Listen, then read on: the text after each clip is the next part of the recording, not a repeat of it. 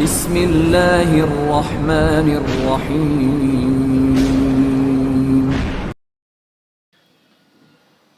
بھید، اسرار سے بھرا ایک حیرت انگیز ناول۔ شہباز اور حمید سنگھ وغیرہ جب سلہری پہنچے تو سلہری تاریکی میں ڈوبا ہوا تھا۔ اکا دکا چراغ روشن تھے۔ جہاں بس رکی تھی وہاں بھی آدمی نظر آ رہے تھے۔ کسی قیامگاہ کے بارے میں معلومات حاصل کی گئی تو پتہ چلا کہ اس کا کوئی تصور نہیں ہے۔ بس اڈے پر ایک سمت ٹین کے کچھ شیڈ پڑے ہوئے تھے۔ یہاں کچھ لوگ بیٹھے حساب کتاب کر رہے تھے۔ انہوں نے خوشی سے انہیں شیڈ کے نیچے رات گزارنے کی اجازت دے دی۔ سامان کے انبار کے درمیان علیشہ کے لیے جگہ بنا دی گئی۔ باقی سب مرد میدان میں تھے۔ رفتہ رفتہ باقی لوگ بھی کاروبار بند کر کے چلے گئے۔ صرف ایک آدمی بس کی صفائی ستھرائی کر رہا تھا۔ سلہری میں اس بس کے علاوہ اور کوئی اضافہ نہیں ہوا؟ حمید سنگھ نے ٹھنڈی سانس بھر کر کہا۔ تمہیں مستان یاد ہے؟ شہباز خان نے پوچھا۔ کیوں نہیں، شرح، حمید سنگھ نے کہا اور ہنس پڑا۔ ہو سکتا ہے یہیں ہو۔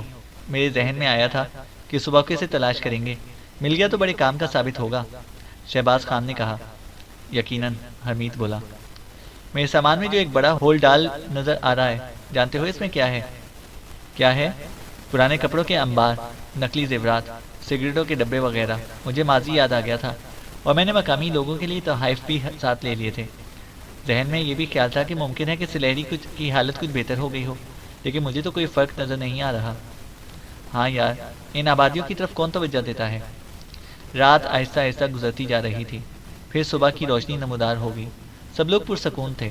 صبح کے معمولات سے فراغت حاصل کرنے کے لیے بھی آسانیاں تلاشی کر لی گئیں اور اس کے بعد شیڈ سے سامان ہٹا کر ایک بڑے درخت کے نیچے انبار کر دیا گیا۔ بستی کے لوگ حیران نگاہوں سے انہیں دیکھ رہے تھے۔ شہباز اور حمید سنگھ دوسرے لوگوں کو وہیں ٹھہرے رہنے کی ہدایات کر کے مستان کی تلاش میں نکل کھڑے ہوئے۔ ماضی کا ایک ایک نشان ان کے ذہن میں موجود تھا۔ سلہری کے وہ تمام راستے دیکھتے ہوئے جا رہے تھے جنہیں وہ بہت پہلے دیکھ چکے تھے، لیکن جہاں سے گزرتے یہ احساس ہوتا کہ سلہری بالکل نہیں بدلا۔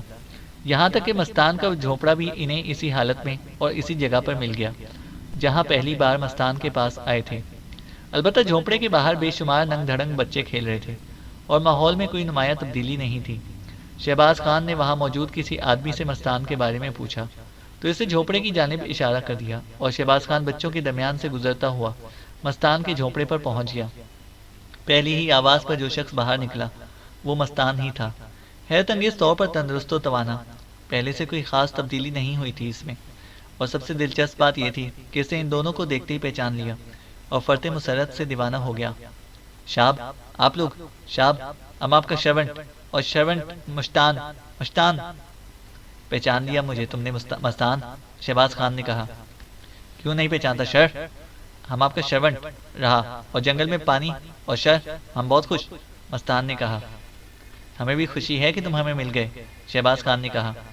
ایڈونچر، ایڈونچر، جنگل کے اندر جائے گا شر، مستان نے کہا۔ ہاں بھائی، تمہاری تلاش میں آئے تھے، شہباز خان نے کہا۔ شر، مشتان آپ کا شرونٹ، مستان نے سینے پر ہاتھ رکھ کر جھک کر کہا، اور اس کے مل جانے سے دونوں اس کو بہت خوشی ہوئی تھی۔ شہباز خان نے کہا۔ مستان، فی الحال تو ہمیں کچھ لوگوں کے ساتھ تمہارے پاس جھونپڑے کے باہر جگہ چاہیے، اس کا بندوبست ہو جائے گا؟ شر، شر، مشتان آپ کا شرونٹ، مستان نے اپنے مخصوص انداز میں کہا۔ شر، باقی لوگ کدھر؟ ہمیں کچھ اور لوگوں کی ضرورت ہوگی، کیا تم کسی کو بلا سکتے ہو؟ کیوں نہیں شر، ابھی بلاتا ہوں، مستان نے کہا اور دوڑتا ہوا ایک سمت میں چلا گیا۔ چند لمحات کے بعد وہ 4 آدمیوں کے ساتھ ان کے سامنے پہنچ گیا اور یہ لوگ انہیں لے کر چل پڑے۔ راستے میں شہباز خان نے مستان سے پوچھا، وہ اس دوران کیا کرتا رہا؟ شادی کر لی ہے شر؟ اوہو، شادی کر لی تم نے؟ ہاں شر، اور کچھ کام نہیں تھا تو ہم نے شادی کر لیا، مستان نے جواب دیا، اور وہ دونوں ہنس پڑے۔ بچے وغیرہ بھی ہیں تمہارے؟ ہاں شر، مستان شرما کر بولا۔ گڈ، کتنے بچے ہیں؟ شہباز خان نے پوچھا۔ 14 شر، 14، مستان نے کہا، اور دونوں چلتے چلتے رک گئے۔ جھوپڑے کے باہر جو بچے کھیل رہے تھے وہ سب تمہارے تھے؟ شہباز خان نے کہا۔ سب ہمارے تھے شر، مستان خان نے کہا، اور شہباز خان نے چکرائی ہوئی نگاہوں سے حمید سنگھ کو دیکھنے لگا۔ حمید سنگھ نے زبردست کہکہا لگایا، پھر اس نے کہا، یہ ہم سے زیادہ مصروف آدمی ہے خان، اس حساب سے تو ہم لوگ تو اب تک ہاتھ پر ہاتھ رکھ کے بیٹھے رہے ہیں۔ اور دونوں کہکہے لگاتے رہے۔ پھر وہ واپس اس جگہ پر پہنچ گئے جہاں باقی لوگ موجود تھے۔ مستان کا ان سے تعارف کرایا گیا اور مستان کے ساتھ آنے والوں نے سارا سامان اٹھا لیا۔ مستان انہیں اپنے ساتھ جھوپڑے پر لے آیا اور وہ بہت خوش تھا۔ سیدھا سادہ مخلص دیہاتی بساط بھر سب کچھ کر رہا تھا۔ اسے بہت سی سبزیاں لا کر دی اور اس کی بیوی کھانا پکانے میں مصروف ہو گئی۔ بچوں کی فوج بھی کام پر لگا دی گئی۔ دوپہر کے کھانے کے بعد شہباز خان نے پوچھا، مستان، ابھی چند روز قبل ادھر سے کچھ اور لوگ تو جنگل میں داخل نہیں ہوئے؟ سفید چمڑی والے لوگ؟ یشر یشر، دن ایک ہو گیا۔ وہ شکاری شاب تھا، ان کے ساتھ وہ میم شاب بھی تھا۔ شب انگلش میں تھا۔ شکاری شاب نے سلیری میں ایک گینڈا شکار کیا۔ امین کو بولا کہ ہم شروش مانگتا تو وہ لوگ ریفیوز کیا اور بولا نو بلیک مین۔ تب ہم بھی ان سے بدلہ لیا۔ امین کو نہیں بولا کہ no jeep car. Harsh harsh. کیا مطلب؟ شہباز خان نے کہا۔ شاب، آپ نے جنگل دیکھا؟ ادھر جیپ کار نہیں مانگتا، گورا کام آتا ہے۔ آئی مین ہارش ہارش، مستان نے کہا۔ اور وہ لوگ جیپوں میں گئے؟ شہباز خان نے پوچھا۔ ان کی تعداد کتنی ہوگی؟ حمید بولا۔ 11 مین شر، 2 میم شاب جوان والا، مستان نے جواب دیا۔ سب لوگ سفید فارم تھے؟ شہباز خان نے پوچھا۔ شاپ فیڈ فارم؟ بات مستان کی سمجھ میں نہیں آئی تھی۔ مطلب یہ کہ انگلش مین؟ یش شب انگلش مین، مستان نے جواب دیا، اور دونوں ایک دوسرے کو دیکھنے لگے۔ نمران، کرنل، پروفیسر حاتم اور چرن گپتا دلچسپی سے مستان کی باتیں سن رہے تھے۔ چرن گپتا نے کہا، اس کا مطلب ہے کہ مارک ڈون کا کہنا درست تھا کہ شروق نے اور لوگوں کو بھی بلوا لیا ہوگا اور اب وہ صحیح راستے پر لگ گیا ہے۔ یقیناً، حمید سنگھ نے کہا۔ مستان، اس بار تو ہمیں گھوڑے درکار ہوں گے سب کے لیے، شہباز خان نے کہا۔ ہمارا شوشر ارینج کرے گا شر، نو پرابلم، بٹ ان کا کرایہ ادا کرنا پڑے گا۔ شوری شر۔ یہ شوشر اصل میں سسر تھا جو کافی غور کرنے پر سمجھ میں آیا تھا۔ بہرحال سنسنی کا آغاز ہو گیا تھا اور یہ معلوم کر کے کہ ان سب کے اعصاب میں تناؤ پیدا ہو گیا تھا کہ شروق ان سے آگے سفر کر رہا ہے۔ کرنل مقبول، پروفیسر حاتم فریدی اور دوسرے لوگوں کے لیے مستان کی شخصیت بہت دلچسپ تھی۔ اس کے گفتگو کے انداز پر سب کو ہنسی آتی تھی، لیکن انہیں یہ بھی اندازہ ہو چکا تھا اور ان کی ہر مشکل کا حل بن گیا تھا۔ لیکن انہیں یہ بھی اندازہ ہو چکا تھا کہ وہ بڑا کارآمد آدمی ہے۔ اس دور دراز اور اجنبی آبادی میں وہ چراغ کا جن ہی ثابت ہو رہا تھا اور ان کی ہر مشکل کا حل بن گیا تھا۔ اس کے خلوص کا انداز بھی سب کو ہو گیا تھا۔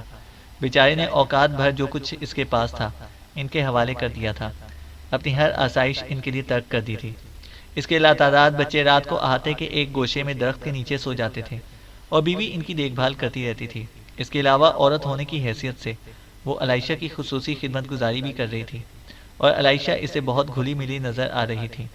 بہت مختصر وقت میں وہ مستان کے گویدہ ہو گئے۔ شروق کے بارے میں پتہ چل جانے کے بعد سبھی پرجوش ہو گئے تھے۔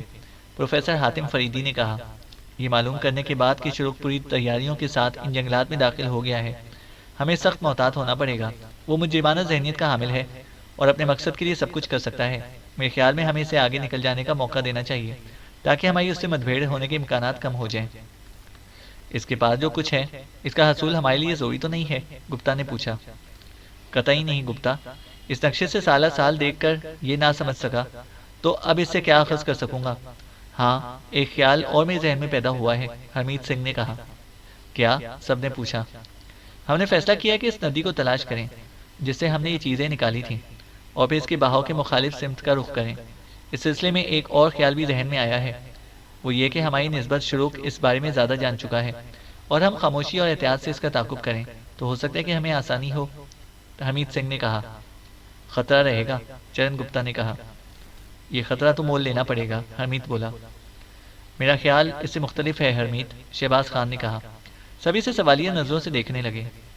بے شک شروق اس نقشے کی مدد سے ہم سے کچھ زیادہ معلوم کر چکا ہے، لیکن جو کچھ ہم نے دیکھا ہے وہ اس نے نہیں دیکھا۔ یہ لاش ہمیں ندی سے ملی تھی اور خود بخود اس ندی تک نہ پہنچ گئی ہوگی، کہیں سے تو اس کے سفر کا آغاز ہوا ہوگا۔ ہمارے لیے وہ ندی زیادہ معاون ہے اور صحیح معنوں میں ہمارا نقشہ وہی ہے۔ اگر شروق ان راستوں پر مل جائے تو دوسری بات ہے، ورنہ ہم اپنا راستہ اختیار کریں گے، شہباز خان نے کہا۔ بات سمجھ میں آ رہی ہے، کرنل مقبول نے کہا۔ گویا اسے اپنے راستے جانے دیں، حمید سنگھ بولا۔ ہاں، براہ راست تصادم سے بچا جائے تو بہتر ہے، اور اگر ہمارے راستے یکجا ہو جائیں تو پھر دیکھا جائے گا، شہباز خان بولا۔ بہتر یہی بات ہے، میرے خیال میں کسی کو اعتراض نہیں ہوگا، حمید سنگھ بولا۔ کسی بھی مسئلے میں ہمارے اعتراض کا سوال ہی پیدا نہیں ہوتا، کیونکہ ہمارے رہنما تم دونوں ہو، حاتم فریدی نے کہا۔ گڈ، پھر کسی جلد بازی کی ضرورت بھی نہیں ہے، اطمینان سے تیاریاں کر کے سفر کریں گے، حمید سنگھ بولا۔ غیر ضروری تاخیر بھی مناسب نہیں ہوگی، مستان کے ساتھ گھوڑوں کے حصول کے لیے ایک جائے، باقی لوگ یہاں آرام کریں، شہباز خان بولا۔ اس کے لیے میں خود کو پیش کرتا ہوں، کرنل نے کہا۔ شکریہ کرنل، یہ مناسب رہے گا، ویسے کم از کم ہمیں ایک برتری ضرور حاصل ہوگی، شہباز خان نے کہا۔ اس جنگل کا کافی حصہ ہم نے دیکھا ہے، ابتدائی سفر میں جیپیں کارآمد ہو سکتی ہیں اور بلا شبہ اس طرح سفر کی رفتار تیز ہوگی، لیکن ایک مخصوص حصے تک پہنچنے کے بعد جیپیں آگے لے جانا ان کے لیے مصیبت بن جائے گا، اور اس کے بعد وہ پیدل ہو جائیں گے۔ جہاں تک جنگلات کے بارے میں میرا اندازہ ہے، کوئی ایسی تبدیلی اس میں نہ ہوئی ہوگی جس کی جیپوں کا سفر جاری رکھا جا سکے۔ اس سلسلے میں مستان بھی معاون ثابت ہوگا اور اس سے مزید معلومات حاصل کر لی جائیں گی، شہباز خان کہتا چلا گیا۔ ہاں، جب یہ فیصلہ کر لیا ہم نے کہ ہمیں ابتدائی طور پر ہی شروق سے ٹکرانا نہیں ہے، تو پھر ہمیں اپنے طور پر یہ سفر جاری رکھنا چاہیے، اور اس بات پر سب متفق ہو گئے، حمید سنگھ بولا۔ مستان سے یہ معلوم نہیں کیا کہ ان لوگوں نے لاش کے سلسلے میں کیا قدم اٹھایا ہے، وہ لاش ان کے پاس موجود ہے یا انہوں نے اسے ضائع کر دیا؟ یہ ساری باتیں فوری طور پر ممکن نہیں ہیں، لیکن رفتہ رفتہ ہمیں ان تمام چیزوں کے بارے میں معلوم ہو جائے گا، شہباز خان نے کہا۔ اس کے بعد اور کوئی ایسی بات نہ تھی جو کی جا سکے۔ انہوں نے بستی کی سیاحت کا پروگرام بنایا۔ مستان بیچارہ مسلسل مصروف رہتا تھا۔ گھوڑوں کے سلسلے میں ابھی سے اس سے بات نہیں کی گئی تھی اور اس کی پیشکش ذہن میں تھی۔ ہو سکتا ہے اس کا سسر واقعی گھوڑوں کا بندوبست کر سکے۔ ویسے مستان کی بات غلط نہیں ثابت ہوئی تھی۔ دوسرے دن انہوں نے مستان سے اس بارے میں بات کی تو اس نے کہا کہ وہ ہر وقت اپنے سسر کے پاس جانے کے لیے تیار ہے، جو یہاں سے تھوڑے ہی فاصلے پر رہتا ہے۔ کرنل کی پیشکش برقرار تھی، چنانچہ کرنل کو اختیارات دے دیے گئے کہ گھوڑوں کے حصول کے لیے جو کچھ بھی خرچ کرنا پڑے اس سے گریز نہ کیا جائے، اور کرنل مقبول مستان کے ساتھ چلے گئے۔ مستان کے بچے سب کے لیے دلچسپی کا باعث بنے ہوئے تھے۔ حمید سنگھ اپنے کہنے کے مطابق اس بار کافی سامان ساتھ لایا تھا، اور اس نے اس سامان کا ایک بڑا حصہ نکال کر مستان کی بیوی اور بچوں میں تقسیم کر دیا۔ مستان کی بیوی پر سختہ طاری ہو گیا اور وہ پھٹی پھٹی نگاہوں سے ان کپڑوں کو دیکھنے لگی، جو اگر واقعی اس کی ملکیت بن جاتے تو شاید وہ بستی کی سب سے امیر عورت ہو سکتی تھی، اور وہ بستی کی سب سے امیر عورت ہو گئی تھی۔ یہ تمام کپڑے اس کے حوالے کر دیے گئے۔ حمید سنگھ نے مستان کی ضروریات کو محسوس کرتے ہوئے اس کی بیوی کو اور بھی بہت سی چیزیں دی، اور آج کے لیے یہ عورت قطعی ناکارہ ہو گئی۔ وہ بس کھوئے کھوئے انداز میں ایک گوشے میں بیٹھی ان اشیاء کو دیکھے جا رہی تھی، اور اس کی اس کیفیت سے سبھی لطف اندوز ہو رہے تھے۔ مستان کے بچے خوشی سے اچھلتے کودتے پھر رہے تھے۔ مستان کی واپسی دوسرے دن ہوئی، اور دوسرے دن وہ گھوڑوں سے لردہ پھندہ واپس آیا۔ سب کے استعمال کے لیے گھوڑے موجود تھے۔ گویا بہت شاندار گھوڑے نہیں تھے، لیکن پھر بھی جنگل سے پکڑے ہوئے تھے اور اچھے خاصے تھے۔ ان کے ساتھ ساتھ 2 خچر بھی لائے گئے تھے، جو کرنل کا کارنامہ تھا۔ بلا شبہ اس سلسلے میں دوسرے لوگوں کے ذہن میں یہ بات نہیں آئی تھی، لیکن کرنل نے بتایا کہ مستان کے سسر کے پاس بڑے مضبوط قسم کے خچر موجود تھے، اور اس لیے مشورہ بھی دیا کہ جنگلوں میں داخلے کے لیے خچروں پر سامان لادنا زیادہ بہتر ہے، کیونکہ سامان کا وزن خچر ہی صحیح طور پر اٹھا سکتے ہیں۔ اس کے ساتھ ہی مستان کے سسر نے کچھ اور بھی کارروائیاں کی۔ مثلاً اسے جڑی بوٹیوں کے ایسے مرہم دیے تھے کہ جنگل کی فضا میں بڑے کارآمد ہو سکتے تھے، اور یہ مرہم چھوٹے موٹے زخموں پر بھی کام کرتے تھے اور جنگلی کیڑوں کے کاٹے کے لیے بھی اکثیر تھے۔ مستان نے بتایا کہ اس کا سسر حکیم بھی ہے اور جڑی بوٹیوں سے بہترین علاج کرتا ہے۔ غرض کے مستان کی ذات ان کے لیے در حقیقت چراغ کی جن کی ہی ثابت ہوئی تھی، اور اس نے انہیں اتنی آسانیاں فراہم کر دیں جن کا یہ اس دور دراز بستی میں تصور بھی نہ کر سکتے تھے۔ مستان کے اندر کوئی اور تبدیلی ہوئی ہو یا نہ ہو، لیکن اس کے وسائل بہت بڑھ گئے تھے اور یقینی طور پر تجربہ بھی، جبکہ وہ ایک لاؤبالی سا نوجوان تھا۔ جب یہ پہلی بار ان کے ساتھ جنگلات میں داخل ہوئے تھے، جب یہ تمام تیاریاں مکمل ہو گئیں، تو اس کے بعد بستی میں رکنے کا سوال ہی نہیں تھا۔ ہاں، مستان نے دبی زبان میں حمید سنگھ سے یہ ضرور کہا تھا کہ جو کچھ اسے دیا گیا وہ اس کے لیے ناقابل یقین ہے۔ شرم ہے، آپ کا سرونٹ، آپ کا خادم، بش اور کچھ نہیں، مستان نے ممنونیت سے کہا۔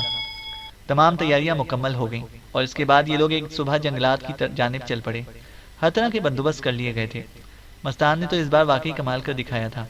چنانچہ اس نے ایسی سبزیاں جو طویل عرصے تک چل سکتی تھیں اسٹور کر لی تھیں اور انہیں خچروں پر لاد دیا تھا، اور بھی ایسی بے شمار چیزیں جو راستے میں کام آ سکتی تھیں۔ اور اس بار یقیناً پہلے کی نسبت یہ سفر مؤثر اور شاندار تھا۔ گھوڑے بھی بظاہر دیکھنے میں خاص محسوس نہ ہوتے تھے، لیکن جب وہ جنگل میں داخل ہوئے تو انہوں نے اپنی شان دکھانا شروع کر دی۔ آغاز وہیں سے کیا گیا جہاں سے پہلی بار وہ جنگلات میں داخل ہوئے تھے۔ پروفیسر حاتم فریدی، چندر گپتا، کرنل مقبول، نمران اور علیشہ بہت خوش تھے۔ جنگل کی ایک ایک چیز دیکھ کر ان کے چہرے پر حیرت کے نقوش بیدار ہو جاتے تھے۔ مستان حمید سنگھ اور نمران کے ساتھ اپنے گھوڑوں پر سفر کر رہا تھا اور کبھی کبھی ان سے باتیں بھی کرتا جاتا تھا۔ گھوڑوں کو نہایت سست روی سے آگے بڑھایا جا رہا تھا اور انہیں دوڑانے کی ضرورت پیش نہیں آئی تھی۔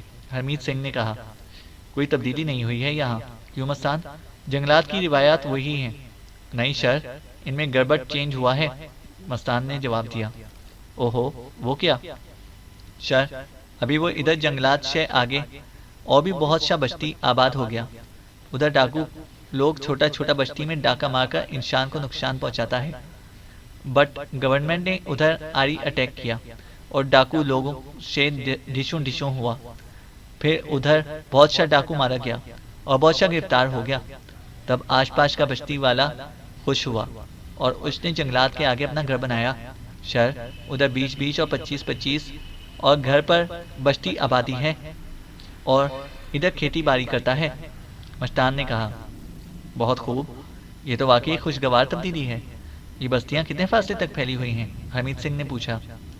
زیادہ دور نہیں گیا، وہ لوگ دور نہیں گیا، وہ لوگ، کیونکہ ادھر جانور لوگ خطرناک ہوتا۔ ابھی جب ڈاکو ان جنگلوں میں تھا تو جانور ختم کرتا، بٹ سر جب ڈاکو ختم ہوا تو ان جانوروں کا راج ہو گیا اور ادھر زیادہ جانور آ گیا، مستان نے کہا۔ اوہ گڈ، ویری گڈ، اس کا مقصد ہے کہ شکار کے ذرائع وسیع ہو گئے ہیں۔ سر، یہ جانور لوگ بستی والوں کو نقصان پہنچاتا، بٹ آس پاس ایمونیشن نہیں، اس لیے وہ نقصان اٹھاتا، مستان نے کہا۔ شہباز کا چہرہ مسرت سے جگمگانے لگا۔ حمید سنگھ نے مسکراتے ہوئے اسے دیکھا اور بولا، یہ تو تمہارے لیے خوشخبری ہے۔ ہاں ہے تو خوشخبری، لیکن یہ انکشاف مزید احتیاط کی دعوت دیتا ہے، شہباز خان نے کہا۔ بے شک دوسروں سے اسے آگاہ کرنا پڑے گا، حمید سنگھ نے کہا۔ جلد بازی کی ضرورت نہیں، دن کا سفر احتیاط سے کیا جائے، رات کو جب کیمپ لگائیں گے تو درندوں کے بارے میں بھی احتیاط کر لیں گے، شہباز خان نے جواب دیا۔ پورا دن گھوڑوں کا سفر جاری رہا۔ انہوں نے تقریباً 4-5 میل کا راستہ طے کیا، یہاں تک کہ شام ہو گئی۔ بہت ہی عمدگی سے یہ سفر کیا جا رہا تھا اور تمام لوگوں کے چہروں پر سکون بکھرا ہوا تھا۔ کرنل البتہ کسی خاص کام میں مصروف تھا اور گھوڑوں پر سفر کرتے ہوئے اس کی نگاہیں ادھر ادھر بھٹک رہی تھیں۔ بعض اوقات وہ اپنا گھوڑا ان سے کچھ فاصلے پر لے کر چلا جاتا۔ اس سلسلے میں جب حاتم فریدی نے اس سے سوال کیا تو وہ ہنس کر بولا، بھائی ہر شخص اپنی کارکردگی دکھانے کا خواہشمند ہوتا ہے۔ میں ان جیپوں کے نشانات تلاش کر رہا تھا جو ادھر سے گزری ہوں گی، کرنل نے کہا۔ اوہ دلچسپ بات ہے کرنل۔ ہاں، لیکن ابھی تک ان میں کوئی کامیابی حاصل نہیں ہوئی۔ یہ زمین بلا شبہ ایسی ہے کہ اس میں کوئی نشان پڑنے کے بعد کئی دن تک رہ سکتا ہے، لیکن غالباً ہمارے دوست شروع ادھر سے نہیں گزرا، کرنل مقبول نے کہا۔ جنگل میں داخل ہونے کے لیے کوئی اور راستہ اختیار کیا جا سکتا ہے؟ ویسے یہ درخت جس انداز میں اگے ہوئے ہیں ان کے درمیان سفر کرنا بہت آسان نہیں ہے، اور جیپوں نے یقیناً ادھر کا رخ نہیں کیا ہوگا۔ آگے سے کرنل نے کوئی جواب نہیں دیا۔ رات کے لیے کیمپنگ کی جگہ تلاش کر لی گئی اور اس کے بعد عمدگی سے رات گزارنے کا بندوبست کیا گیا، اور اس دوران خاص طور سے علیشہ پر نگاہ رکھی گئی، اور وہ لوگ محسوس کر رہے تھے کہ علیشہ ضرورت سے زیادہ حشاش بشاش ہے۔ سبھی سے گفتگو کر رہی تھی اور جنگلوں کے بارے میں اپنی پسندیدگی کا اظہار بھی کرتی رہی تھی۔ نمران کے سپرد چونکہ اس کی نگرانی مکمل طور سے کر دی گئی تھی، اس لیے وہ علیشہ کے ساتھ ساتھ رہا تھا، اور علیشہ نے اس سے بھی اپنی خوشی کا اظہار کیا تھا۔ رات کے لیے خاموش خاص طور پر بندوبست کرتے ہوئے حمید سنگھ نے تمام لوگوں کو بتایا کہ مستان کے کہنے کے مطابق ان جنگلوں میں درندوں کا وجود پایا جاتا ہے اور ہر لمحہ ہوشیار رہنا ہوگا۔ چنانچہ رات کو پہرے کا خصوصی طور پر بندوبست کر دیا گیا۔ 2 شفٹوں میں ڈیوٹیاں لگائی گئیں۔ پہلی شفٹ کی ڈیوٹی نمران اور پروفیسر حاتم فریدی کی تھی۔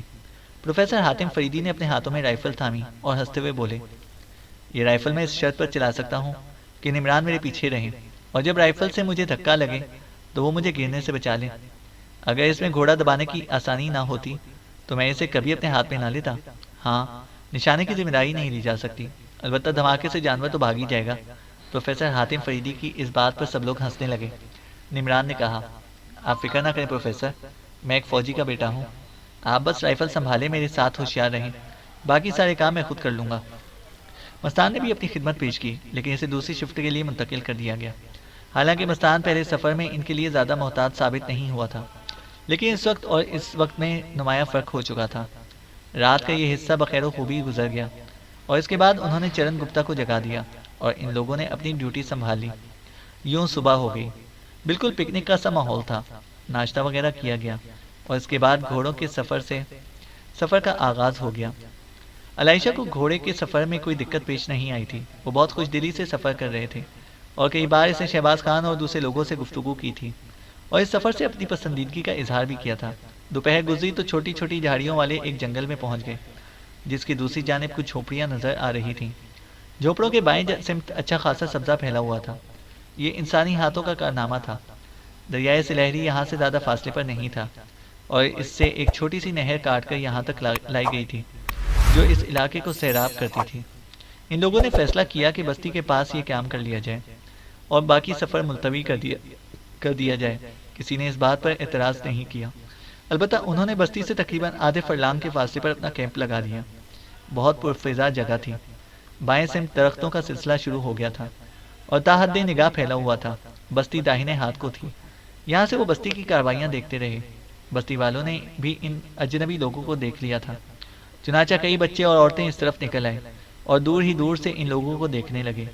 بستی والوں سے کوئی خاص بات معلوم نہیں کرنی تھی، چنانچہ انہوں نے بھی ان کی جانب توجہ نہیں دی اور اپنے اپنے کاموں میں مصروف ہو گئے۔ چھوٹی چھوٹی جھاڑیاں آس پاس اگی ہوئی تھیں۔ شام کے تقریباً 6 بجے تھے کہ شہباز خان نے 2 بوڑھے آدمیوں کو دیکھا جو ایک جھاڑی کے پاس خاموشی سے بیٹھے تھے اور ان کی جانب دیکھ رہے تھے۔ ان کے بال بکھرے ہوئے تھے، جسموں پر برائے نام لباس تھا اور وہ کچھ اس طرح بیٹھے ہوئے تھے کہ کچھ سمجھ بھی نہیں آتا تھا۔ غالباً کھانے پینے کی کسی شے کی تلاش میں تھے۔ شہباز نے کھانے پینے کی کچھ اشیاء اپنے ہاتھ میں لی اور ان بوڑھوں کی جانب بڑھ گیا۔ شہباز خان کے قریب پہنچنے پر بھی یہ دونوں نہ چونکے تو شہباز خان نے ان سے کہا، تم یہاں کیوں بیٹھے ہو؟ تب وہ پریشانی سے ادھر ادھر ہاتھ پاؤں مارنے لگے۔ تبھی شہباز خان کو احساس ہوا کہ وہ دونوں نابینا ہیں۔ عجیب پراسرار سی شکلیں تھیں۔ بہرطور شہباز خان نے کھانے کی اشیاء انہیں دیتے ہوئے کہا، یہ کھانے کی چیزیں لے لو اور یہاں سے چلے جاؤ۔ بوڑھوں نے ہاتھ نہیں اٹھائے۔ شہباز خان نے وہ اشیاء ان کے جسموں پر رکھ دیں اور وہ واپس پلٹ پڑا۔ اسے کوئی خاص احساس نہیں ہوا تھا، لیکن ابھی وہ زیادہ دور نہیں گیا تھا کہ دفتن اس نے اپنے دائنے ہاتھ پر سیاہ رنگ کا عظیم الجثہ ریچھ دیکھا جو کسی درخت کے عقب سے نمودار ہوا تھا۔ ریچھ نے شہباز خان کو دیکھ لیا تھا۔ وہ اپنے مخصوص انداز میں آ رہا تھا، چلتے چلتے رک جاتا اور زمین پر کچھ سونگنے لگتا۔ خان نے دور ہی سے اس کا نشانہ لیا اور چند لمحات اسی طرح خاموشی سے گزر گئے۔ پھر دفتن ریچھ کے انداز میں تیزی پیدا ہوئی اور وہ وحشیانہ انداز میں خوخیاتا ہوا شہباز خان کی طرف دوڑ پڑا۔ خان نے اس پر فائر کر دیا، مگر یوں لگتا تھا جیسے ریچھ پر کوئی اثر نہ ہوا ہو۔ وہ اپنے بھیانک دانت کچکچاتا ہوا خان پر حملہ آور ہوا اور خان نے اس کے حملے سے بچنے کے لیے ایک سمت میں چھلانگ لگا دی۔ ریچھ اپنے ہی زور میں آگے نکل گیا۔ چند ہی سیکنڈ کے بعد وہ واپس پلٹا، مگر اتنی دیر میں خان اس کا صحیح نشانہ باندھ چکا تھا۔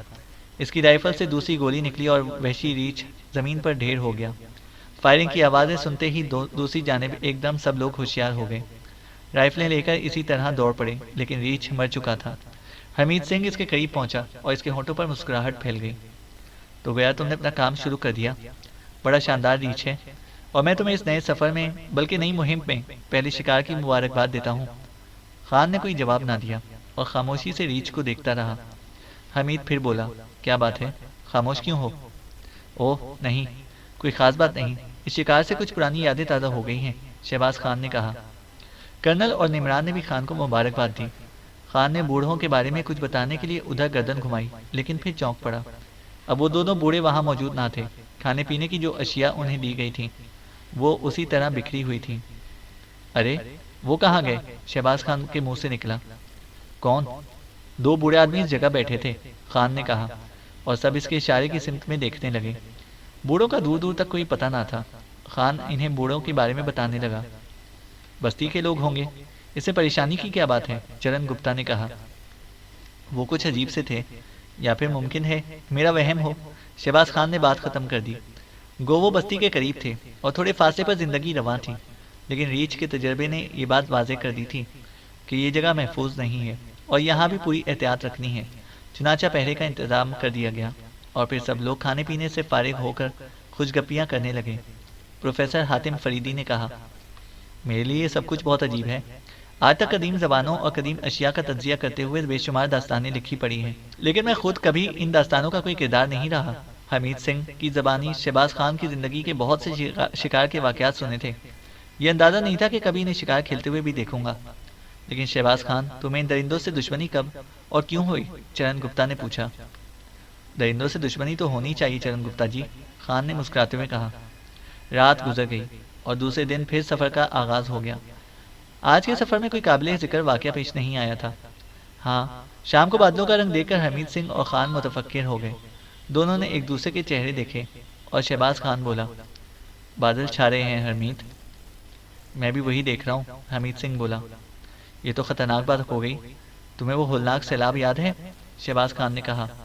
میرے خیال میں علاقہ بھی وہی ہے، حمید سنگھ نے کہا. اب کیا کیا جائے؟ بادلوں کا رنگ دیکھتے ہیں اور اس کے بعد آگے بڑھنے کا فیصلہ کریں گے. ویسے اگر صورتحال خطرناک ہوگی تو واپسی مناسب رہے گی، خواہ کہیں رک کر انتظار کرنا پڑے. دوسرے لوگوں کو اس خطرے سے آگاہ نہیں کیا گیا تھا، لیکن آگے سفر ملتوی کر دیا گیا. بادل گہرے ہوتے جا رہے تھے. کیمپ لگا دیا گیا اور حمید اور خان متفکر تھے. شہباز خان کسی کام سے عائشہ کی چھلداری میں داخل ہوا تو یہ دیکھ کر چونک پڑا کہ عائشہ لکڑی کے وہ ٹکڑے لیے بیٹھی تھی. اس کا چہرہ ٹھیک تھا لیکن کچھ کھوئی کھوئی سی تھی. شہباز خان کو دیکھ کر وہ بوجھے بوجھے سے انداز میں بولی، نہیں، تشویش بیکار ہے، کچھ نہیں ہوگا.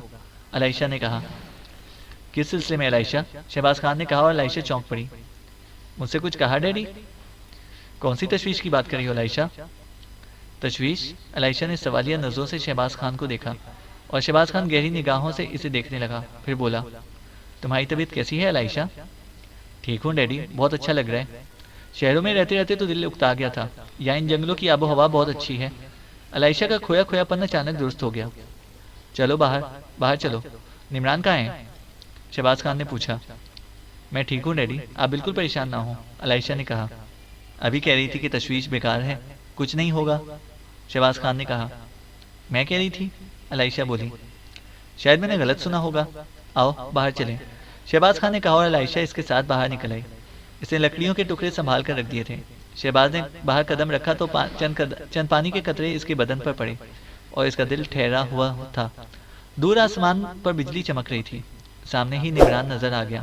اس نے مسرور لہجے میں کہا، انکل بارش ہونے والی ہے. ہاں، تم عائشہ کو سنبھالو، یہ اکیلی بیٹھی تھی، شہباز خان نے کہا اور تیز تیز قدموں سے چلتا ہوا حمید سنگھ کے پاس پہنچ گیا جو مستان سے بات کر رہا تھا. مستان کہہ رہا تھا، نو سر، ڈونٹ وری، بارش نہیں پڑے گا. مگر تم کیسے کہہ سکتے ہو مستان؟ آسمان بادلوں سے لدا کھڑا ہے اور بوندیں آنے لگی ہیں. ادھر بجلی بھی چمک رہی ہے، حمید سنگھ نے کہا. لیکن مستان کے ہونٹوں پر مسکراہٹ پھیل گئی. آپ کو پہلا والا بارش یاد ہے؟ سر، یہ نہیں ہوئیں گا. مستان آپ کو ٹھیک بولتا سر، مستان نے کہا. کیسے ٹھیک بول سکتے ہو؟ شہباز نے جھلائے ہوئے لہجے میں کہا. سر، اس ٹائم ہم تجربے کار نہیں تھا، بٹ اب جانتا کون سا بارش ہوئیں گا اور کون سا نہیں ہوئیں گا. سر ڈونٹ وری، مستان نے کہا اور شہباز خان حمید سنگھ کی طرف دیکھنے لگا. میں بھی اس سلسلے میں پریشان ہوں.